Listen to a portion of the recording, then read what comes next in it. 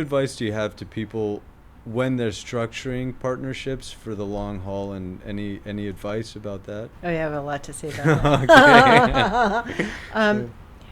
Most people, when they're starting out in the business, don't have enough of their own capital to do deals by themselves. Okay. Maybe to buy a single family home, but if they want to buy an apartment building, they probably need to take in, especially young people, they have to take in outside investors.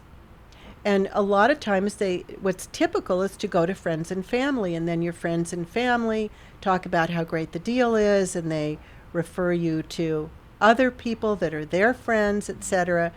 And that's how they build these big partnership investment groups, taking in limited partners. And when my dad started, he started the same way. He came out of the Army. He didn't have his own capital, but he learned construction. He was a terrific contractor. His buildings, people will still say it's an Auerbach built building, and that's a sign of quality. And they're still standing. And so he was able to go to his buddies, who also had served during the war, and they were also entrepreneurs.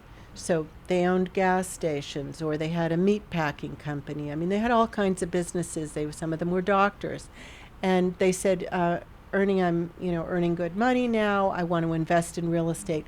Find me a deal." So he would go out and he'd find deals. He'd put his buddies in, and he never thought beyond that generation. So they went in as general partners, which meant they were all equal and had to make decisions together. What I would say to young people who are doing that, I would never do it that way.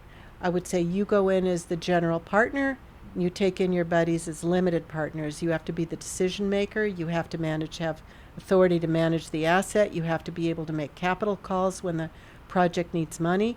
And because what happens when your partners have kids and their kids have kids, and their kids have kids, we're now dealing with the children and grandchildren of the founding generation. And it's very challenging for my daughter and me, because we grew up being active in the business, and we're dealing with partners who are passive investors. Right. And they don't have they just want their check every month. Right. And it's difficult sometimes for them to come up with the cash when we have to make a capital call to put on a new roof or repave a parking lot. Or how about an apartment building where for the first time in the history of the building, we have close to a dozen vacancies at one time.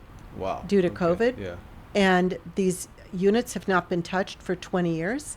And we've got to do massive renovations. And all of a sudden we have to come up with $1 million to invest in the building. Yeah. So these are the challenges when you're dealing with partnerships. So my goal has been to buy out my partners, or have my partners buy me out, or make a decision to sell together, and let's go our separate ways. Okay.